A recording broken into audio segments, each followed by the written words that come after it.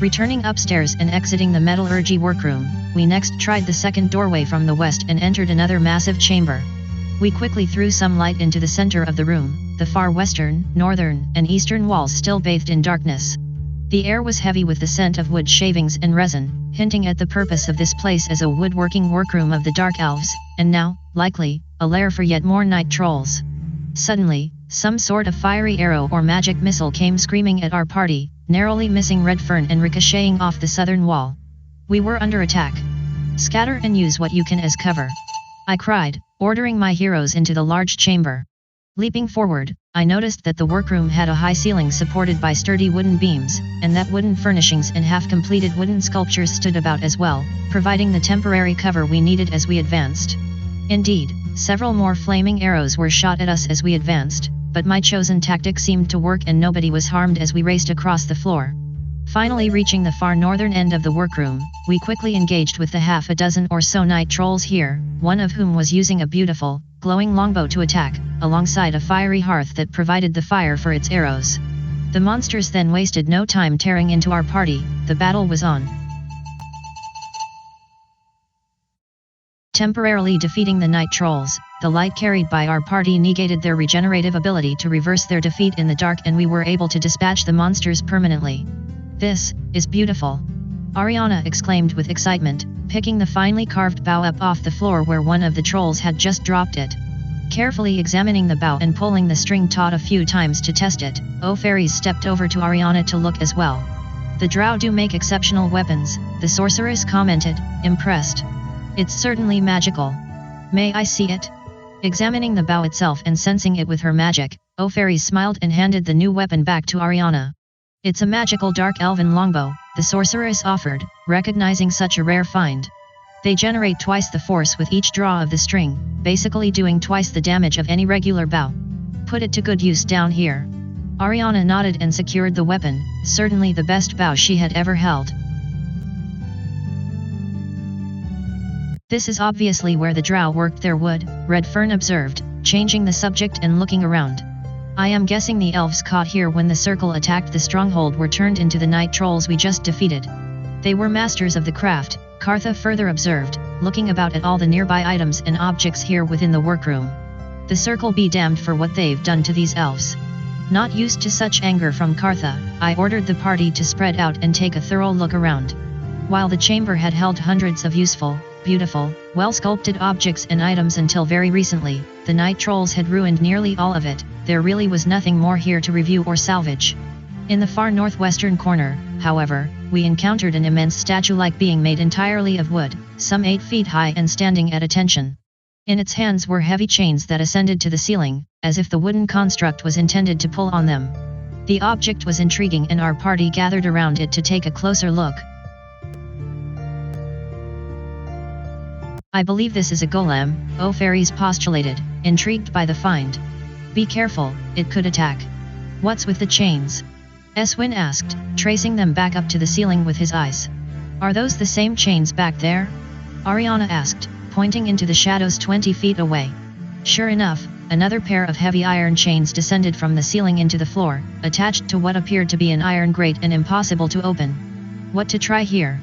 Attempting to talk to the wooden being, it didn't respond in any way no matter what we said. If it was a golem, we hadn't yet figured out a way to activate it. Studying what we believed to be a wood golem holding those massive chains, it seemed like it was intended to pull on them to lift the iron grate open. The challenge was figuring out how to activate the golem. So far, nothing we had tried worked. It took 5 or 10 minutes, but soon Fairies recognized the trigger word open, in the drow language, activating the wood golem here. The golem pulled on the stone chains, slowly heaving the massive iron grate open. A minute later, the golem ceased with its pulling, the grate now fully open. Peering into complete darkness below, there was a small stairway here we could descend if we wanted. That does not look inviting, Ariana commented, the sentiment shared by all my heroes. Cautiously passing by the wood golem and descending the stairway, we entered what appeared to be a large vault, a storage place for the woodworking workroom above. The smell of freshly cut timber permeated the air, a rather pleasing scent despite the dreariness of the chamber. Shining our light about, we found a wide diversity of wood products, tools, and supplies neatly stacked upon dozens of shelves, the vault surprisingly well organized. To learn more, however, we would need to give the chamber a good search. We soon found all kinds of wooden objects, from whole planks and panels of wood recently cut from trees outside the stronghold to dozens of wooden possessions, including weapons and a few shields. The craftsmanship was impeccable, the dark elves definitely knew how to work with wood.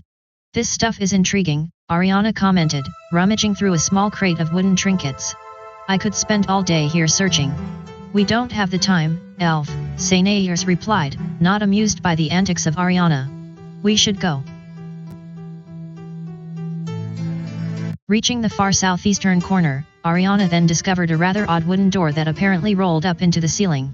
Inspecting the sliding door, Eswin slowly lifted it into the ceiling, revealing a small, hidden place in the corner. Embedded into the southern wall was a small, slightly glowing keyhole alongside a lever in the up position. While the keyhole obviously needed some sort of key, the lever appeared to be locked in place. We couldn't currently push it down. Of course, we had seen this before, back within the metallurgy vault, and I tried the key we had found earlier in the bedroom above, the object a perfect fit. Giving the key a turn, the glowing area around the keyhole brightened in intensity, providing a visual cue that something had been engaged. Now what? Kartha asked, waiting for something to happen. The metallic lever no longer locked in place, Eswin again stepped forward and pushed the lever down as far as it would go, the object making a definitive snapping noise as it was manipulated into place. Any ideas what that did? The warrior wondered aloud, turning back to me. It's likely part of the same bigger puzzle, Fairies responded, approving of Eswin's manipulation of the lever. That's probably all we can do here, time to return. Returning upstairs and exiting the woodworking workroom, we decided to skip the central doorway within the long west to east hallway we were in and try the second doorway from the east. Entering yet another dark chamber, we aimed our equipped light inside, casting eerie shadows upon the walls and taking an initial look around.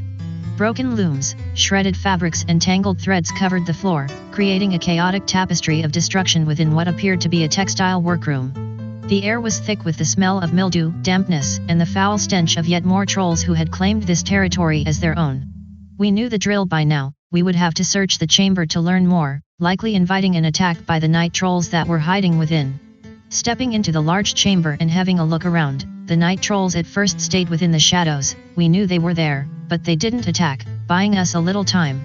Unfortunately, the massive chamber didn't seem to contain anything of value or importance. This is where the drow worked their textiles to clothe themselves and otherwise stitch things together, but most of the equipment was damaged beyond repair now and all the provisions and supplies were lying about in a chaotic mess. Against the northeastern wall, we then encountered a large, beautiful tapestry hanging from the ceiling, some 20 feet across and quite colorful. Taking a closer look, the tapestry appeared to depict the Wizardbane artifact in all its glory, the sword dominating the center of the tapestry. A series of simple images appeared to encircle the blade, each rather mysterious but colorful as well.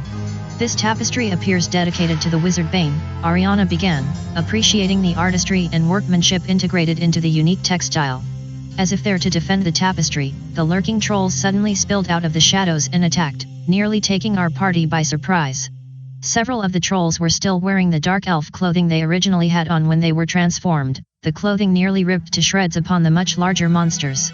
Put 'em down! Eswin cried, leading our party against the night trolls. As instructed by Eswin, the trolls were soon put down and silenced forever, their pathetic lives taken but their stench remaining. Returning to the tapestry, we continued its inspection, wondering if perhaps there was something to learn by its study.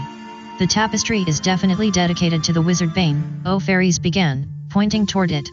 But these objects orbiting around it, are they merely decorative or do they have actual meaning? There appeared to be 3 cryptic images woven into the fabric in concentric circles around the Wizardbane, each colorful and distinctive enough to potentially represent something. The outer circle, Kartha pointed out, several strange, artistic elements woven within. Could that represent an opening, a door perhaps, or even a keyhole? Possibly, Redfern added, tracing the woven elements in the air with his own fingers. And those, 4 of them, metal rods? They're all the same. We need to find 4 of these and place them all in the same position, Ariana suggested with a grin.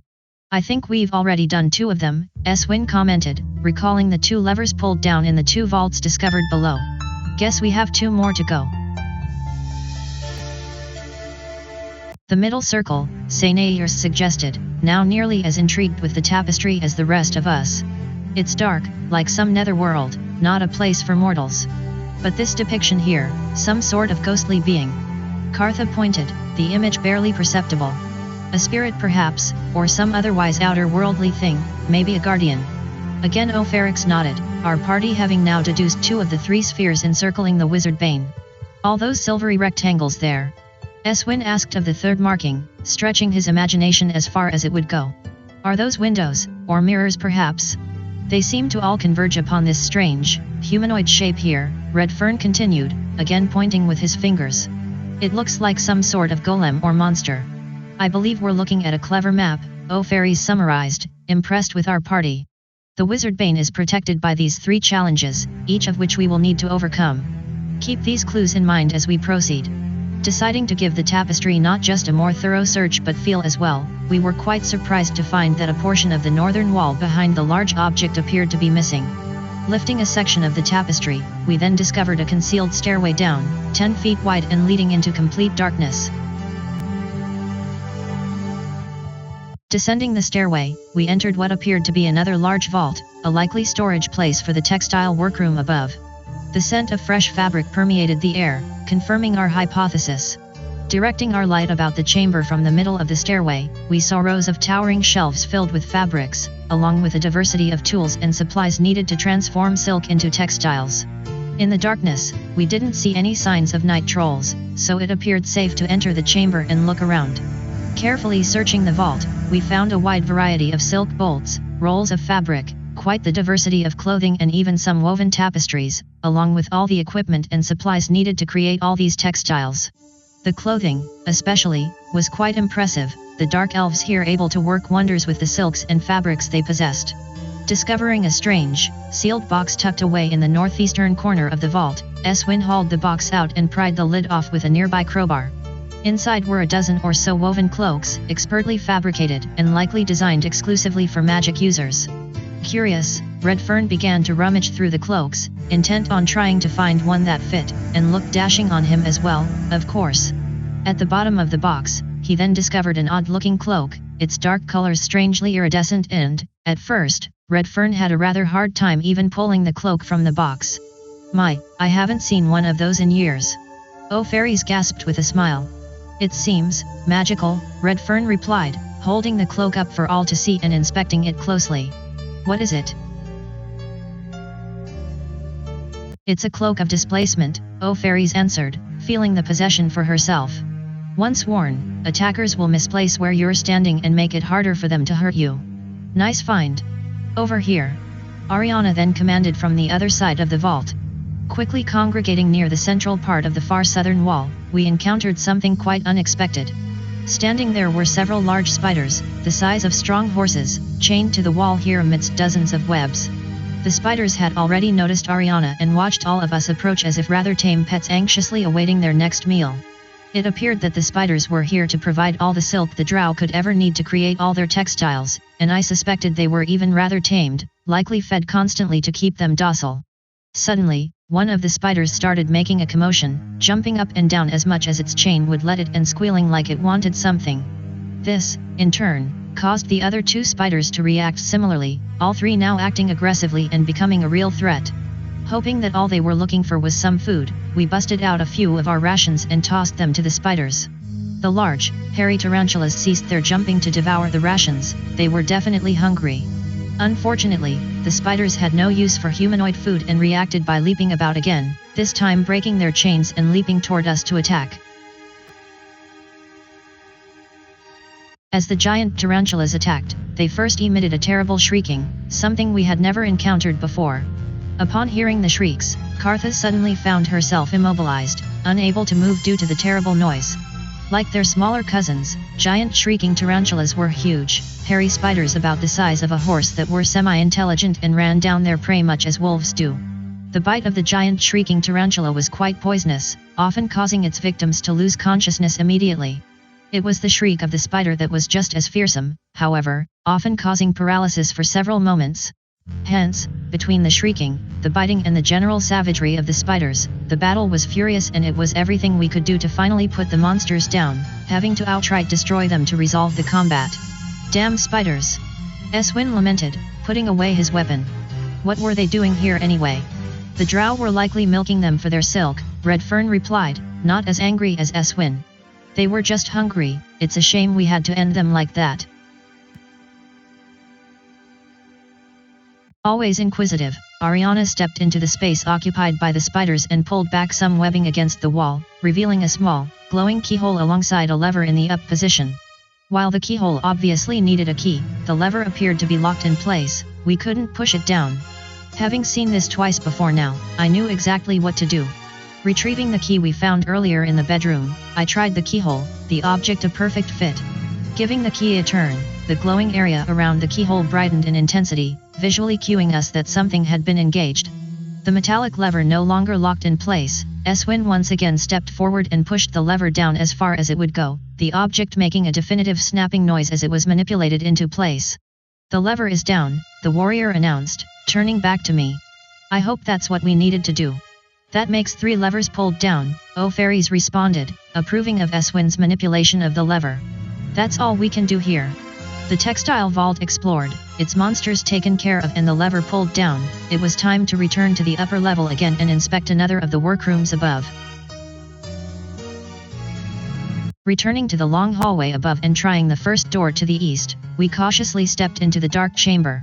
Throwing in some light, we initially saw dozens if not hundreds of boxes, crates, chests and other containers stacked neatly in a dozen rows across the floor. This was clearly some sort of storage area, likely the raw materials and supplies needed for the other workrooms to the west. Examining the far shadows for signs of night trolls, we were a little relieved when we didn't find any. Maybe this chamber was relatively safe to enter and explore?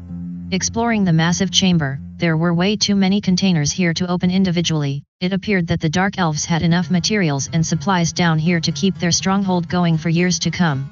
However, while the diversity of stuff was intriguing, there was nothing we could really do with it.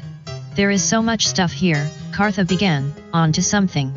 The drow must have put nearly everything it possessed into this stronghold, likely at the cost of the people back in Leakley. Most of them probably didn't even know about the stronghold, Fairies responded, tired now of looking around. This was likely a secret operation, which didn't stay secret, apparently. Reaching the far north-central area of the chamber, our party then encountered a strange circular area on the floor, some 20 feet in circumference and the stone painted an off-white. It was definitely worth taking a closer look. Inspecting the floor, we were pretty sure that the circular area was actually floating in place and that it was likely meant to be raised and lowered. And what might this be used for? Sainairs asked, poking at the stone with his toe. It's a levitation pad, Fairies answered, its intent obvious to her. There must be another level below containing more provisions. At the end of our thorough search, Ariana discovered what appeared to be an ornate jewelry box wrapped in several linens stowed away within one of the wooden boxes. First carefully examining the jewelry box for traps, the young elf then slowly retrieved the object and set it down upon a nearby table, ours to unlock and then examine. Inside were 23 fire opals, some onyx skull earrings, a ring of protection +2, a ring of summon undead hero and a wand of fireballs. What a haul! After dividing the loot up amongst ourselves, we then activated the levitation pad and slowly descended into the dark vault below. Descending into this darkened vault atop the levitation pad, our light exposed a massive storage chamber, dozens of rows of stone shelving each containing hundreds of small boxes, likely filled with a cornucopia of raw materials and supplies. Fortunately, we didn't see any sign of night trolls, so our exploration of the vault here should be a safe one. Carefully searching the vault, we found a wide variety of raw materials and supplies, from metal, wood, and textile resources to all the smaller things needed to run an underground stronghold and everything in between.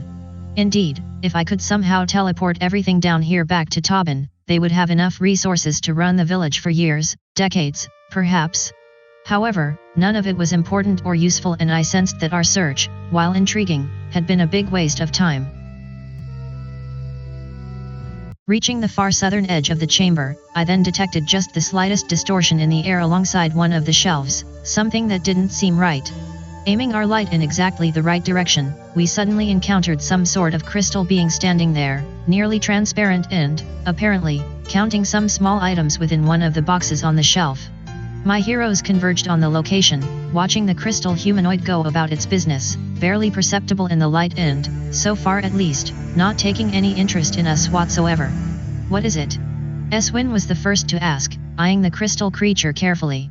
It's a crystal golem, Fairies answered, recognizing the automaton. They're used by magic users as guards or workers to do mundane things in silence. Like taking inventory? Sainairs asked, Fairies nodding correctly in response. Let's ask it something, Kartha suggested, stepping to the golem moments later to make a request. How do we find the Wizardbane? I bravely asked, hoping for little to no retribution for the question. Apparently understanding the question, the hairless, androgynous crystal humanoid silently turned toward me, possessing no actual face but definitely moving of its own free will. Moments passed and the crystal golem failed to respond. I looked to my party, then back to the golem. Then, the automaton raised its right hand to the place its mouth would be if it had one, pausing again as if now I needed to do something. The action was quite strange and I didn't understand it at all. I believe it wants some sort of password, Fairies finally suggested, suddenly concerned. We need to prove that we're authorized to be here. More moments passed, my party simply not sure of what to do with the golem. Without warning, the golem then disappeared and immediately Kartha was attacked by something, the crystal humanoid now apparently both invisible and hostile. As Kartha defended herself and readied her own weapon to fight back, the rest of our party was assaulted as well, additional invisible golems having deemed us as enemies and now starting to pummel all of us with their strong stone fists. Crystal golems appeared as hairless, androgynous humanoids but are rarely seen, as they can cast invisibility spells upon themselves. They are typically used by wizards and liches who require very discreet workers or guards and are programmed to do their work in complete silence. The 6 golems were difficult to hit and do damage to, but they had no appreciable special attacks or defenses and thus weren't much of a threat. We were therefore able to smash the crystal golems into pieces and destroy them forever, their ruined crystallized bodies remaining invisible on the cold stone floor. What a waste of time! Eswin lamented, putting away his weapon. Let's go. Wait, what's that? Peering through the shelving unit against the southern wall here, Redfern spotted a small, glowing keyhole alongside a lever in the up position, the whole thing concealed by the shelving until now. While the keyhole obviously needed a key, the lever appeared to be locked in place, we couldn't push it down. Another keyhole and lever, I know what to do! I exclaimed, retrieving the key I had found earlier in the bedroom. I tried the keyhole, the object a perfect fit, and then gave the key a turn, the glowing area around the keyhole brightening in intensity and visually cueing us that something had been engaged. The metallic lever no longer locked in place, Eswin once again stepped forward and pushed it down as far as it would go, the object making a definitive snapping noise as it was manipulated into place. The lever is down, the warrior announced, turning back to me. I hope that's what we needed to do. That should be it in terms of levers, Fairies responded, approving of Eswin's manipulation of the lever. That's all we can do here. Let's return to that central workroom we skipped above and see where that leads to. And that's a wrap of episode number 54, Quest for the Wizardbane Part 3. Expect additional episodes every few weeks as the story continues.